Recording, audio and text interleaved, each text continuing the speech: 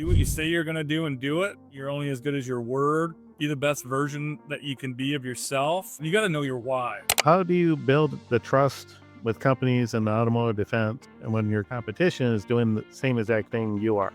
You have to figure out what kind of fills your bucket. But I always made it about everybody else in my career. I made it about my team, about the clients, like I said, and lo and behold, all of my sales goals and achievements and all that stuff happened as a result. So, growing up in Flint, Michigan, Chad Toms has two choices: define him or let it build him. He chose build. Today, he is a VP of Business Development at Centric Solutions Group. He has launched new marketing across automotive, defense, aerospace, and nearly 100 podcasts under his belt. He lives by one rule: whatever you think bigger. I am Raul Verdusco. This is Verdusco Talks Business. No motivation, no theory, just execution. Chad, let's get into it, bud. All right, sounds great. Thanks for having me, Raul. Appreciate it. Hey, well, just starting off. So, Chad, take us back to the beginning. Growing up in Flint, Michigan, becoming someone known for building relationships across the automotive world. What shaped you into that early on? Well, going way back, I can talk about just we actually moved to Flint in the mid '70s, and the reason we ended up at Flint, I was actually born in Detroit. My aunt, which was she was my mom's older sister by about 8 years. And think back to the '70s, and if you watch like Mad Men, you know how like it was a man's world, right? Well, my aunt was a business. She was in business development. She worked for a company called NCR, and she took on the Flint territory, and she was the type of person she could sell, she could close, she could probably, drink all the guys under the table back in the day. I mean, it was the '70s. And, so we moved to Flint. And so she was just a huge influence. As she ran the office. I remember going there when I was 5. She gave me a little briefcase. I was in there just, learning the craft. And so she was always a huge just influence, impact on me as I got into the business world of my own. And so growing up in Flint, as a teenager, I was always the young guy in the neighborhood.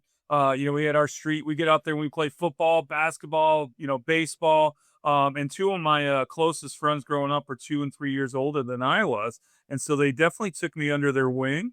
They were just great mentors, and it was just so much fun. And so I learned a lot. Back then it was a very diverse neighborhood.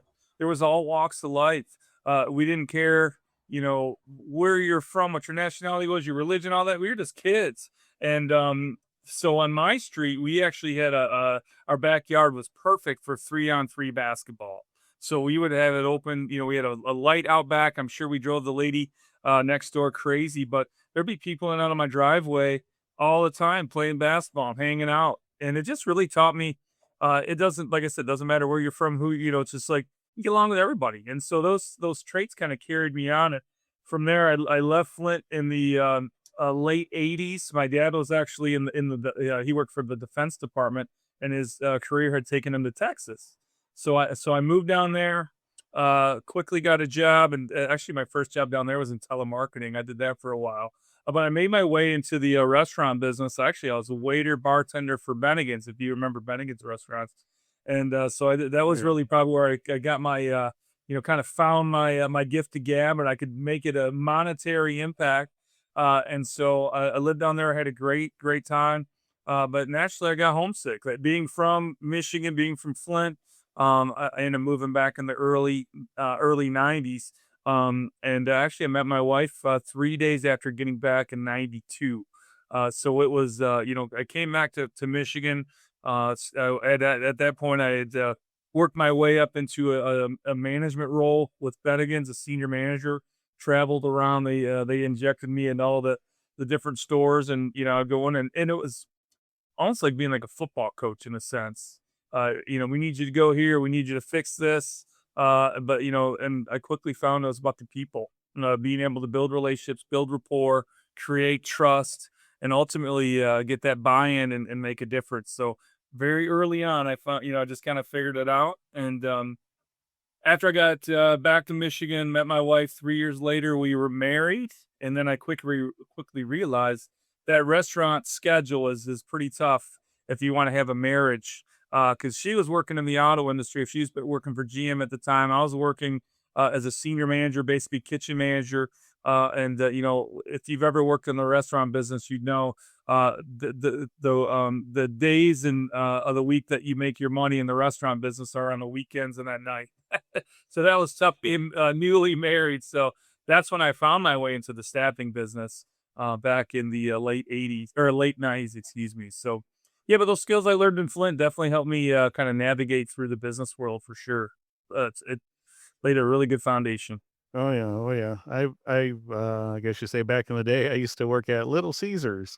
Oh, there you go. So, but yeah, we used to just make the pizza, and that was it. I didn't really interact. Well, we did obviously handing out the pizza, but it was not like a restaurant style.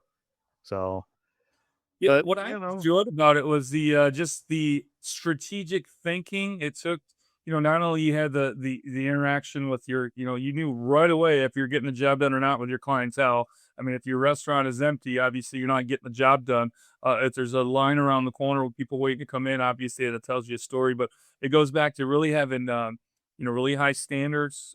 You know, being a teacher, being a mentor, and the crazy part is, as a manager, I was the same age as a lot of the employees, and so I'm all of a sudden in this leadership role. And so, yeah, but it was just about being prepared. And it goes back to how you start your day, how you plan and you know, you schedule, you inventory, all that kind of good stuff. But I had a mentor that was just extremely impactful. He was the general manager of the Flint store, and he was very eccentric.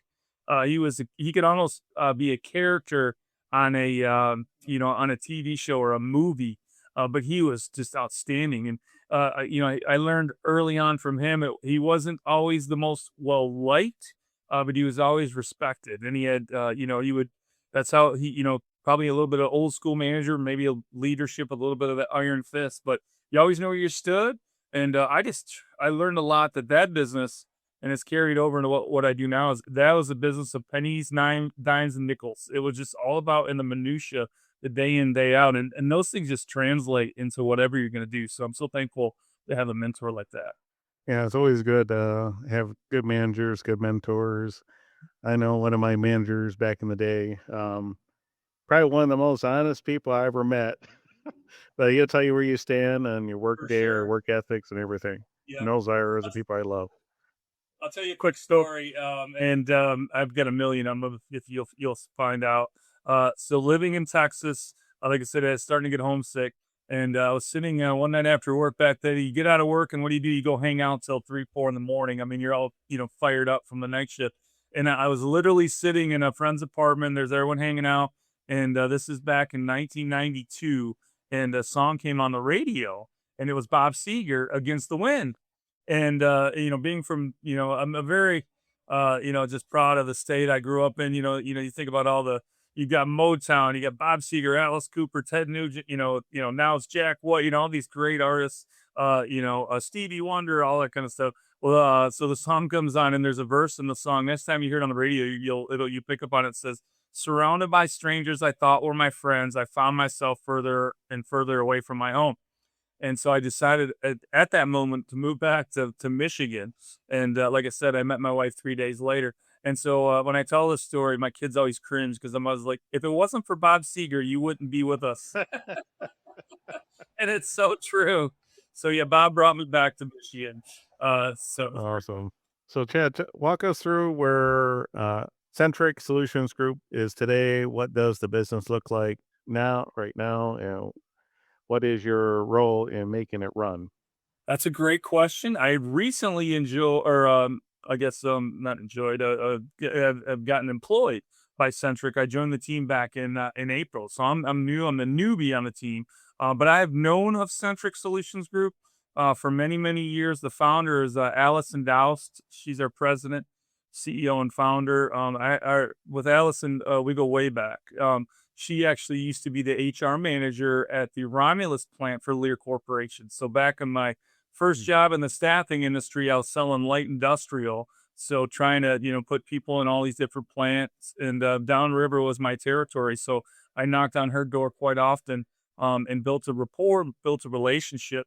And so I knew her. And then I when I later joined Reliance One, I was there for 23 years. I was the first employee hired. And so I had actually navigated through the suppliers and started, got out of just doing light industrial and doing all the, the automotive, the R&D. Well, I had actually grown in my relationship with the supplier, and they asked me to round out their, it was a joint venture, and they needed to fill out their leadership team and then kind of their working ranks. So, we placed at a place in like the CEO, the CFO, but the first hire I made was Allison. Placed her as the HR director. That was probably in like 2004-ish. And so she became my client as, I placed her and then we worked through her to fill out the rest of the team. So we built this great rapport and always kept in touch. And then, through the course of the auto industry, being, she's, married, got kids, working in that HR space and, launching plants all over the world. And I'm sure it began to kind of take its toll, especially when you have young children. So she went on her own in 2012, and so I then would see her on our side of the aisle, our side of the table at all the different events, like the Stellantis Matchmaker, Toyota Opportunity Exchange, all that stuff, and we still kept in touch. And what Centric really I guess their scope um, is a lot of the executive recruitment. So it's placing presidents and COOs and plant managers and general managers, all the good stuff. So when I actually, I left Reliance One back in early 2025. I loved it there. I was just ready for a new challenge. Having helped build out the company and kind of set it in motion, and the employees are doing great. The salespeople I mentored over the years are doing fantastic. I was really ready for a new challenge, and which led me to cross some paths with Allison at an event. Not to probably about 6 8 months ago, maybe not even maybe 9 months, and said, "Hey, what's going on?" And started that conversation. And she had said, "Oh, I wish I could have hired someone like you way back in the day. It would have been so much easier." And she said that, and then I just called her back and said, "What do you mean by that?" And so we started a conversation, and so I joined the organization to kind of help bring the skill set of just trying to navigate through this crazy business world and help eventually get to the point where can build out a team and recreate what I did at where like as I mentioned at R1 for 23 years and just hire some salespeople and get them mentored and get them going in the right direction. So that's really the plan. Ultimately, I'm trying to, pave the way for that. So I got to get out of the starting gate and get rolling myself. But it's just a wonderful company. So much credibility, so much goodwill. She just has a great reputation. And being that HR executive, now being on this side, it's no surprise that all the HR, leadership in the industry really kind of have, Yeah, I guess they're created that partnership. There's just so much respect. So me being non-HR, but being in sales, I'm trying to, motor through that myself. But just a wonderful group. I'm very happy I joined the team, and I'm excited to see where it's going to take us over the next few years. nice, nice. So, out of curiosity, obviously, we all know things have been shifting the last couple of years. So, do you feel like staffing landscape has shifted in the automotive defense area or no? Oh, yeah, 100%. There's been so many challenges. You go back to like that chip shortage, inventory shortage. There's been supply chain issues. You've got tariff, just challenges. Being worked in the, working for a minority owned business. Now I work for a woman owned business.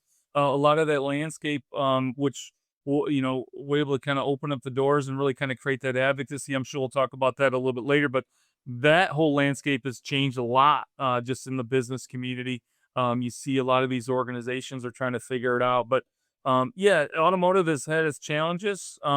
It's very, oh, I forgot to mention the electrification, all the autonomous activities, the electrification obviously has changed. So yeah, the companies that really kind of had to figure out and navigate, where they're going. On top of that, there's been a ton of acquisitions. So you look at these huge suppliers are now forming as one organization, which kind of creates almost, a top heavy where they're overstaffed. So these companies are trying to figure it out.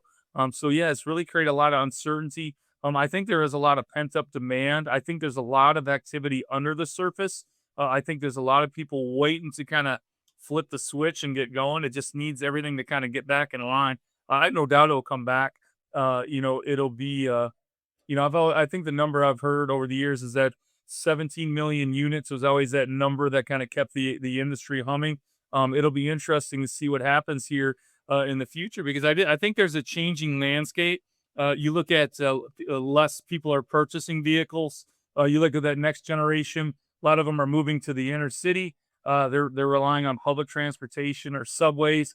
There's a lot of people that normally the average family had 2 vehicles. A lot of families are just going with 1. So all of that's gonna have to kinda level set. I have no doubt that it's gonna come back. I'm just curious to see at what level it does, if that makes sense. Well, it kind of brings up another question for me, kind of a follow up. So does that change your ideal client now because of the shifting or no? It's that's a great question because you obviously want to stick with what you're good at, with the relationships that you have, kind of the ROI, just being able to navigate through that. But, if it's almost that definition of insanity, doing the same thing over and over again and hoping for different results. So if you just kind of, sit back and keep doing what you're doing, you're probably going to get passed by. So what I've been trying to do is, like I said, I'm the new guy at Centric. We have got a long history of just success with a lot of these organizations that are figuring it out. So I'm trying to take everything that has worked and just navigate into some other industries. We actually have a lot of success in defense and aerospace. Now, granted, I think those relationships, going back to Allison's expertise, her professionalism, and just the way she does business, those relationships have kind of carried into these other industries. Construction, there's food and beverage, so everything that she's done automotive, those people are they're branching out themselves, which naturally they want to keep a trusted partner alongside. So I look at staffing as no different, Raul. I'm sure you have your own speed dial for your own network. Me personally, I've got an attorney on speed dial, one of my great friends. I have a great friend of mine that owns an HVAC company. I have another great friend that's an electrician, real estate, mortgage, physician, all of these things. And just like when you probably listed your home, you buy a new home, you pretty much go through the same person that you trust, right? So I look at Yep. staffing as that same way. These individuals that are making hiring decisions, they're going to go with who they trust. And so it takes time. Me being so new with this organization, I'm even though I have a great relationship with a lot of people, a lot of those relationships are automotive. So I'm trying to knock on the door in these other industries, and so I got to try to weed through that process and get to find a way to be top of mind awareness and to create trust with those end users. Yeah, no, I get it. I get it. This kind of leads right into the next question I have for you. So, obviously, the business development and staffing is obviously relationship intense. So, how do you build the trust with companies in the automotive defense when the competitive and when your competition is doing the same exact thing you are? Yeah, it's a great question. If I had the answer to that 100%, I'd be very, very wealthy. I think it is a challenge. You're trying to find ways to stay relevant, to kind of earn that trust. And I've found like as technology has grown, there's, Chat GPT, there's AI, there's all of these tools now. I think going the other way and not forgetting what got you there, and almost being a little old fashioned with, popping in and seeing people or dropping things off or, writing a handwritten thank you note, picking up the phone and making a phone call.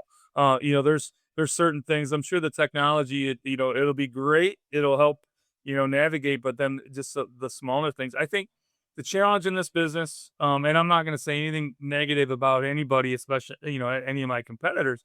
But I've found if you look at, you talk about real estate, banking, all of that stuff. A lot of times, in the service side of the business, there's a low point of entry in a sense. It's anybody could be a staffing company. You just need a phone and a computer, and that's not always the case because there's a lot that goes into it. But what happens is when people decide to jump in, they can really kind of make kind of create some negative ways. So those individuals on the other end, those decision makers, those end users, they tend to they can paint the entire industry with a broad brush based on the actions of a few. In our business, we want to try to hit that bullseye 100% every time. Last thing we want to do is waste anyone's time. I look at the staffing industry as it's a life changing event. So if I'm coming to you, Raul, with a job, and I'm telling you everything that you want to hear, we're gonna double your salary. You're gonna be hired in, and you'll be hired in at director, but you'll be VP in 6 months, and you'll get ownership stake, and you'll get this bonus.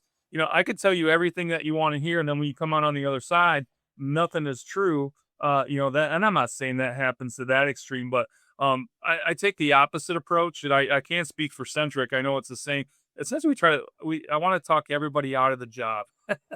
I want to give you the worst case. I want to give you all the great attributes of the company and the role and the impact and part of the future and the solution. But on the flip side, I want to give you the real kind of essence of what it is and give you all the bad news, and really kind of let you make up your own mind. I don't want to talk you into anything. And I think that's what happens. A lot of times these hiring managers, they'll post a job and they'll get inundated with everybody and their cousin trying to get a hold of them and sending resumes. So I take the opposite approach. I think you kind of go slow to run fast. But it's not easy. It's trying to navigate through, and there's no scientific answer. It's not the same 100% of the time, because what I've found in this business, you need that advocacy. You need somebody internally to go to bat for you. In our business, it might be that HR director, that VP. It could be that IT manager, that CIO, a plant manager. It could be someone in purchasing, supplier diversity. It could be the executive admin. It could be a design manager who's behind on a deadline because they can't keep their people, or they can't get good resumes, or whatever it is. So there's no definitive answer every single time. I refuse, or I guess refer to it as just creating your own luck. And that's what I've been fortunate enough to do throughout my career. Have uncovered some pretty crazy programs, and just kind of created my own luck along the way. Just got lucky, I guess. I don't know. Well, honestly, have you read the book called Fanatical Prospecting? I don't believe so. I'll have to write that one It's down. pretty much what you described is exactly what I've been reading in the book about, just being on top of it, keep it going. And you kind of remind me of something, but it's obviously on the engineering side. So it reminded me of a similar kind of funny story. Um, I was troubleshooting a machine and I figured out that the Ethernet card went bad. And it was an older machine, probably about 10 years old at the time. And I knew it was run, believe it or not, by Windows NT. If you remember that one. Oh yeah, So you're dating yourself, bro. I oh, I know, but at least I knew what it was. Anyway, long story short, we ended up buying an Ethernet card from a computer store, but Okay. everybody was kinda doubting because, typically they buy it from the supplier, Hmm. not from a computer store, and I was like, "No, Yeah. it's gonna work." And to be honest with you, I was probably about 95% sure it was gonna work, but I still had that 5% doubt. And Yeah. then, we got the cards, we threw them in there, and it took right off. Awesome. And one of the guys, like, a week later, he comes up to me and goes, "How did you know that was gonna work? Like, how did you?" I said, "I really didn't." And he's Yeah. like, "But no, no, you You you look like a you rock star. knew. There was something about you that you just knew. How did you know?" I was like, "Well, I just kinda went by, I guess, a checkbox. I knew it was run by Windows NT. I looked at the device. It looked like a typical motherboard to me, because I used to put together, a desktop. I should put this make your own computer from it with a Yeah. desktop, which I'm pretty sure nobody knows about those anymore. And so I saw a slot for it. I'm like, okay, this should work. And so that was, I guess, my reasoning behind it. And he was like, okay, but he's like, man, I can't believe you knew that would work. I'm like, I didn't know. You figured it So, out. That's anyways, the end of the day. He's got to figure things out. yeah, that's very true, very true. So you know, I guess, Chad, well, the moment in your career at uh, Centric, where something did not go your way as you planned, and what did you take from it? As mentioned, I'm coming up on just month 4, so just navigating, calling, email, and trying to find a way to be relevant and indispensable with these managers. So it's pretty much been adversity since those roadblocks since I've started, and just trying to persevere and just so there's it hasn't been easy, but I knew it wasn't going to be easy. So I'm enjoying that. It's to me, I refer to as a hunter. I love hunting, and kind of creating and figuring it out. I think in sales, there's the hunters and the farmers. I definitely feel that the farming piece is a huge part of it. In a perfect scenario, if you can marry hunters with farmers, and as a sales team, as a sales organization, you're going to be highly successful. So right now I'm on the hunt, trying to bring in that big win for the team and then build on it.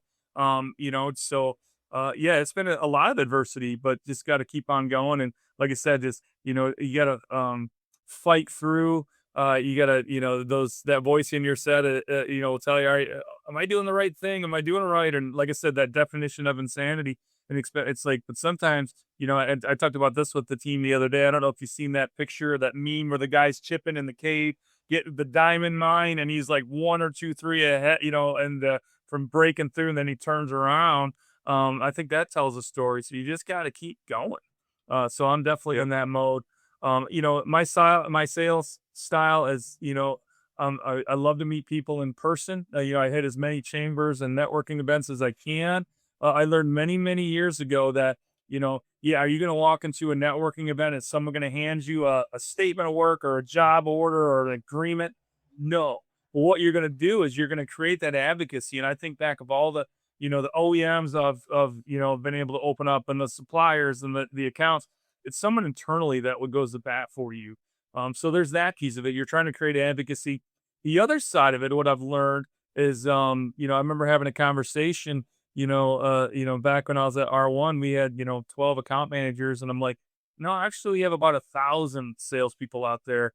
What do you mean by that? Well, think about all the people we've met, all the goodwill that all the relationships that we put out into the world, all that positivity. You think there's probably 1,000 people out there that know us, that are carrying our name throughout their organization. You talked earlier about, as before we hit record, like referrals. I think referrals are huge, and creating advocates. So that's what I'm doing right now is I'm trying to get Centric, into kind of burned into everyone's memory as much as possible. And I think it's almost like you pay it forward. You put that, you put these little ripples out into the world. Somewhere along the way, there's going to be somebody that's gets chewed out in a meeting. Somebody kicks a trash can. Wait, we're gonna miss out on our launch. We're gonna do this. We're gonna do that. And they're like, oh yeah, I should call Chad. That's all I'm hoping for. Is somebody thinks of me when they're at the end of their rope, and I can help them out. And it just takes one opportunity like that to kind of just create almost like a landslide of just activity. So I'm just waiting for that one.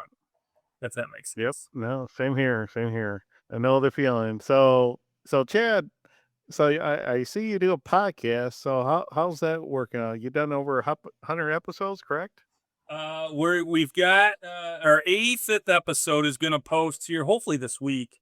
We've got about another 10 recorded. I recorded, interviewed a lot of former Lions players, so those are kind of on deck as we get closer to the season. So yeah, we're at 85 right now. If we had more time, and I'll tell you about my co-hosts, and they'll understand why. We could probably have a couple hundred, but we're all three guys. We all got families. We've got jobs. The show is called A Great Story Podcast. We've been around. This is our 4th year doing it. My co-host and kind of co-founder of the show is Rich Schultz. I think you probably met Rich. He used to be the owner or CEO, president of Mediascape, so he had his own, studio, and we were able to record at his place. Well, he ended up selling off that part of the company, moved up to Midland, and he does a lot in the hunting world. So you see all these shows on the Outdoor Channel, Outdoor Network. He films like commercials for hunting companies, Winchester, Remington. He'll do these booth videos for all these shows. So he does that. Plus, he does real estate videography. And so his schedule is always crazy in the fall, so it's hard to pin him down. My other co-host, Phil, he's been with us since episode 12. And I'll talk about the Ally Challenge, how we met Phil. But so Phil's got 3 kids.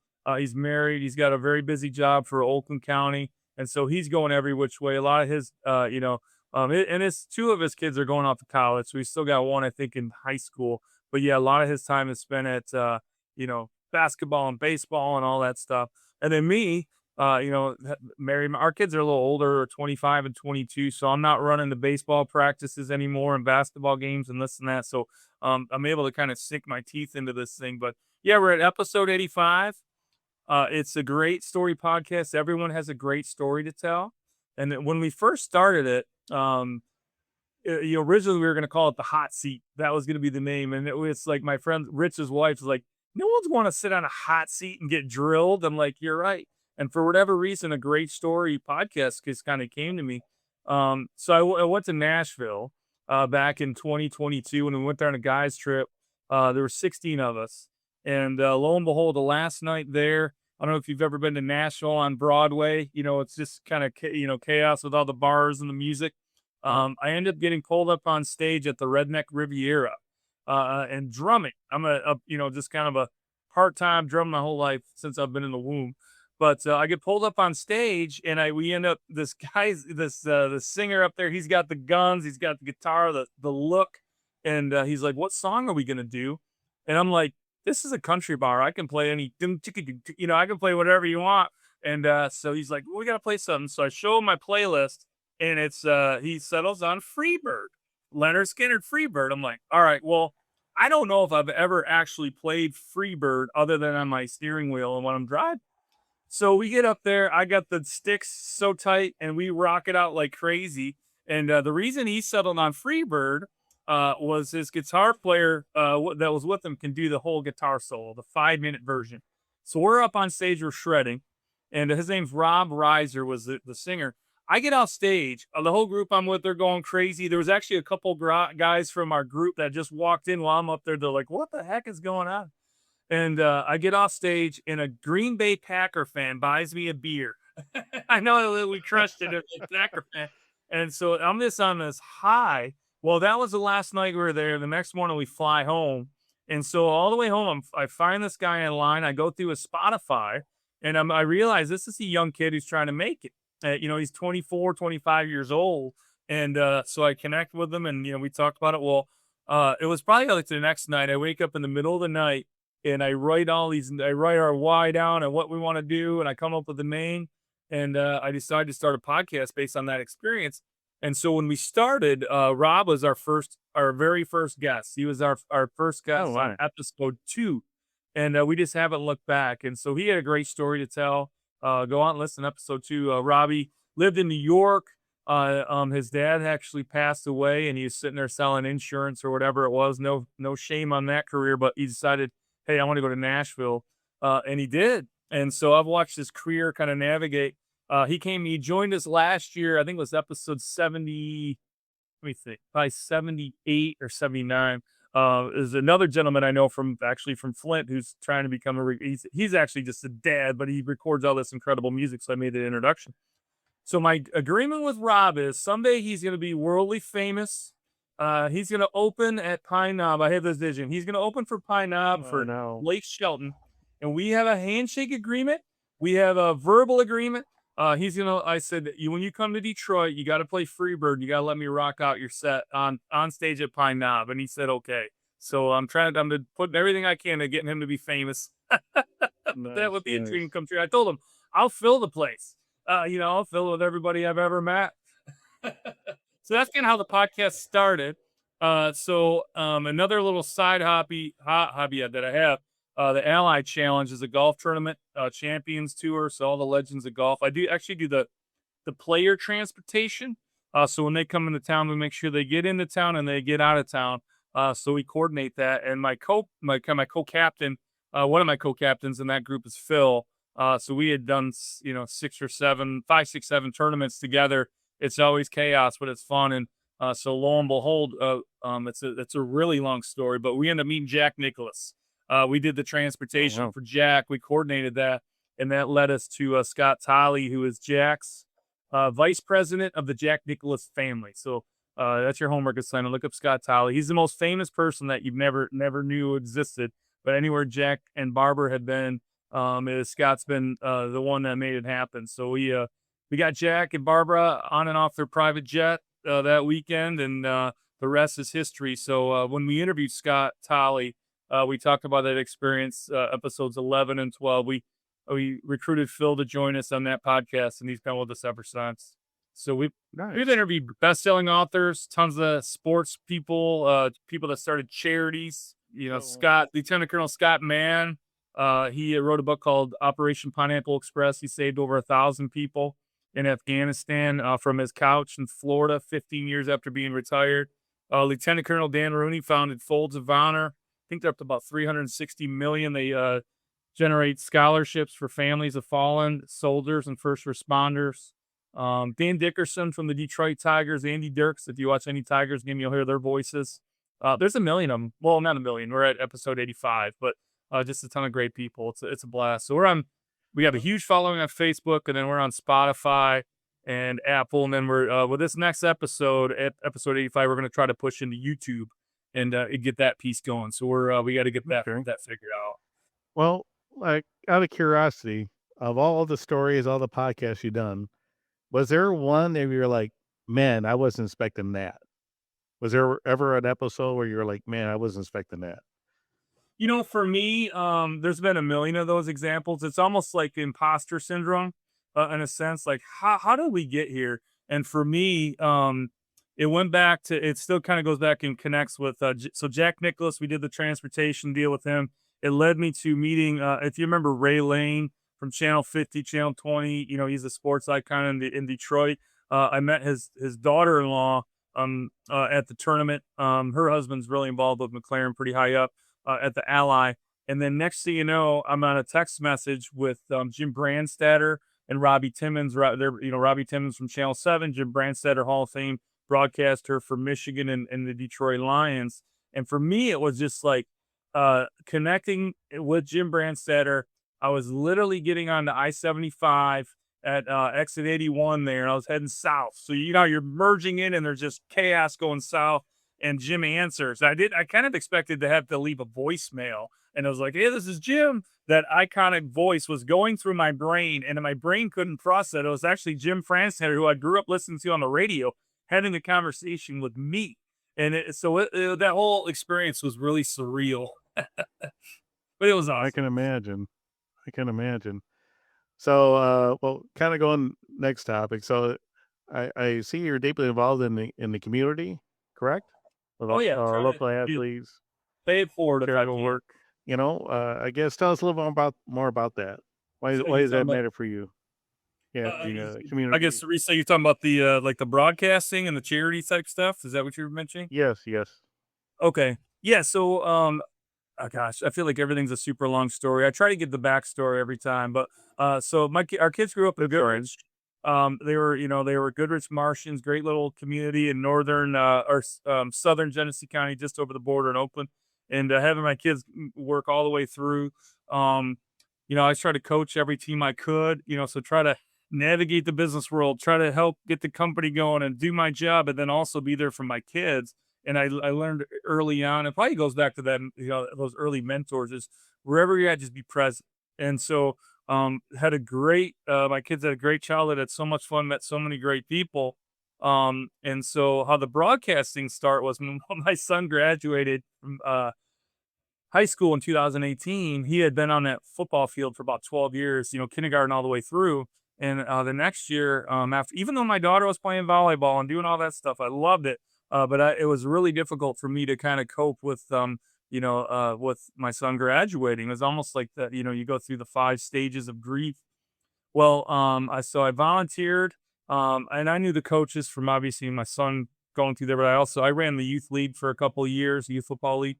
So, I had known those guys really well, and I said, "Hey, what can I do to help?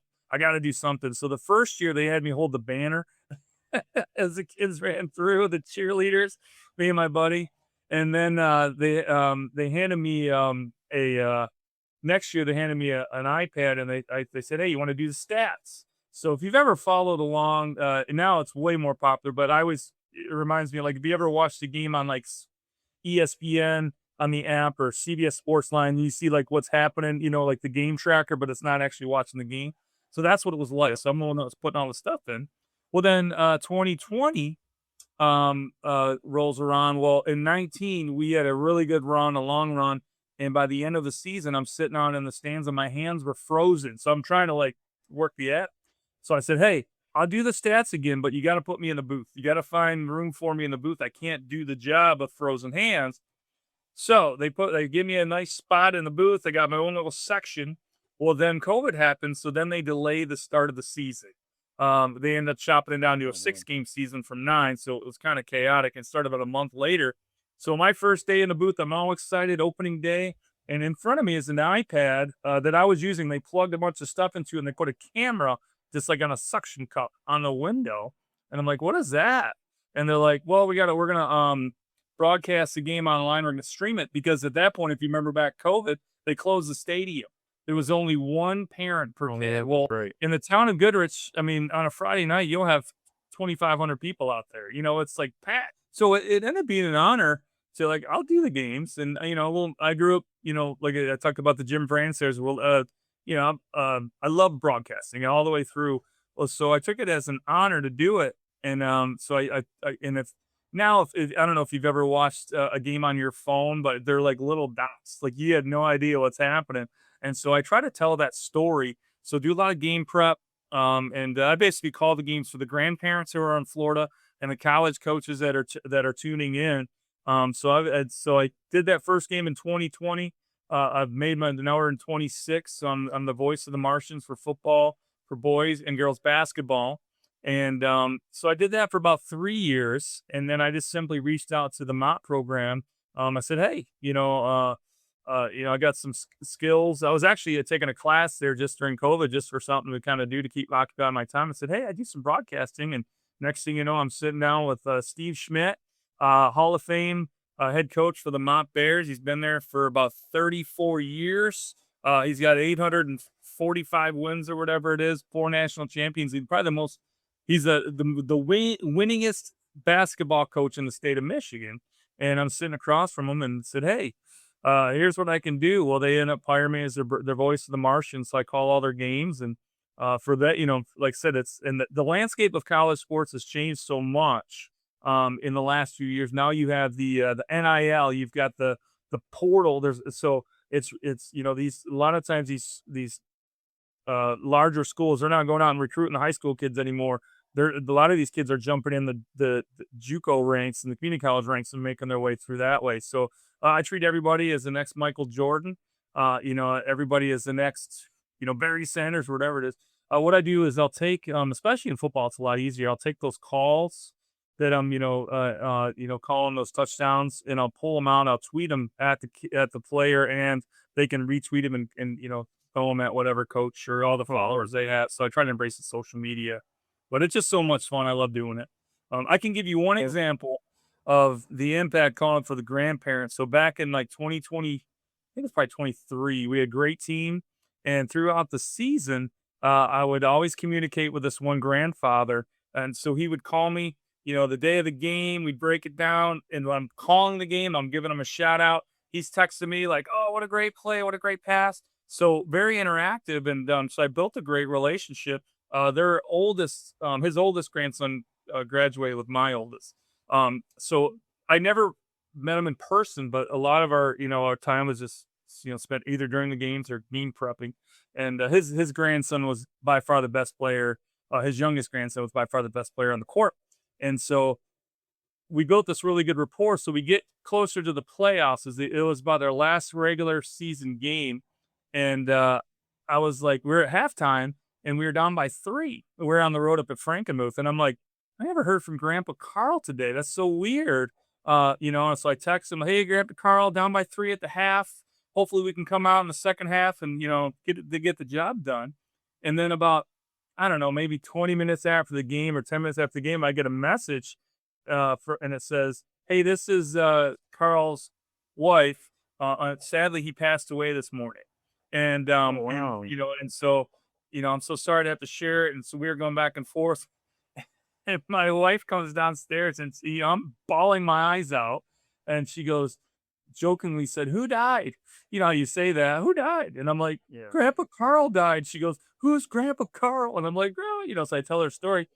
And it hit me about a day later that during the last moments of Grandpa Carl's life on this earth, and the number one thing he loved to do is watch his grandson play basketball. I was able to deliver that to him and kind of tell a story and really bond with him. And it really validated what we do as a broadcast team. We're trying to tell that story and get these kids going and get the grandparents to watch it. We've had people watch our games all over the world. I get messages from exchange students, that are in another country or we had one family that lived in Arizona. Their nephew is their starting receiver. Their son in the it's like people from all over the place are connecting and following our games, which is so much fun.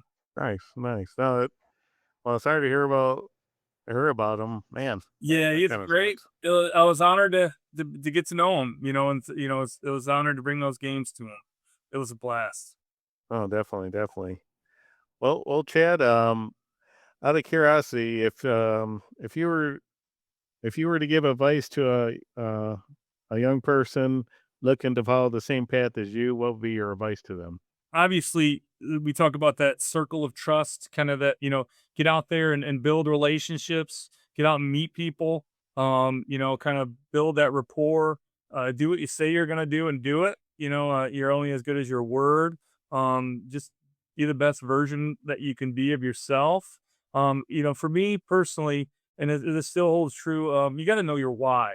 Every day, my why, I want to, obviously deliver for our clients, Centric. I want to deliver for our clients. I want to deliver for our candidates. Like I said, staffing is a it's a life-changing event. So I want to take care of the people that are entrusting us. I want to be able to create a path for the team at Centric. I want to hire people and have them grow, and then ultimately I want to create a life for my family. So I can articulate my why 100%. It gets me out of bed every day. So I think that's, for the anybody out there, it's like figure out what your why is. You have to figure out what kind of fills your bucket. But I always made it about everybody else in my career. I made it about my team, about the clients, like I said, and lo and behold, all of my sales goals and achievements and all that stuff happened as a result. I never started with that. And I talked about this the other day. Um, a lot of people are money motivated. We all need money to survive. We all want to have a comfortable future, but I don't start as my why financially. That's always happened. So it's like making an impact, doing what you got to do, coming through, getting that challenge, and then, figuring out the end, the answer, and like whatever it is, getting there, and then the money kind of happens. So I think anybody starting off, don't make money your number one because it's just you're gonna forget and you're gonna lose sight. It's all about that balance and the family and all that kind of good stuff. Yep, no, it does. Makes perfect sense. Makes perfect sense. So, Chad, if anybody wants to contact you, what would be the best way to doing that? Yeah, I'm very active on LinkedIn. So, Chad Toms at LinkedIn at Centric Solutions Group. You can connect and follow. It's on Twitter. I think it's CM Toms. Oh no, I'm sorry. On Twitter, it's Chad Toms 101, which is X actually. Instagram CM Toms 101. Facebook, like I talk about the podcast. We've got a Facebook group. And track me down. Um, message me. I'll be happy to chat with you and try to point you in the right direction.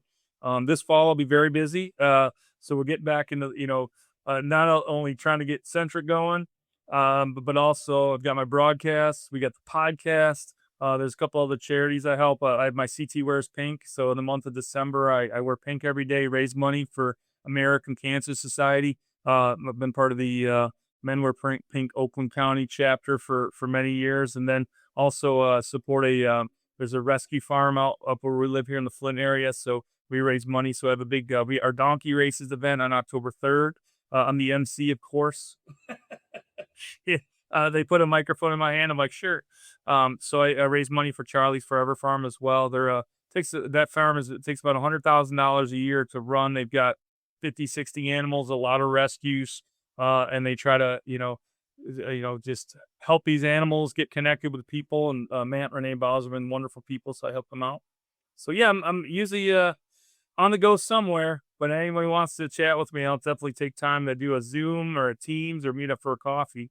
Another thing I love to do is tag along with me at a networking event. It's fun to work the room.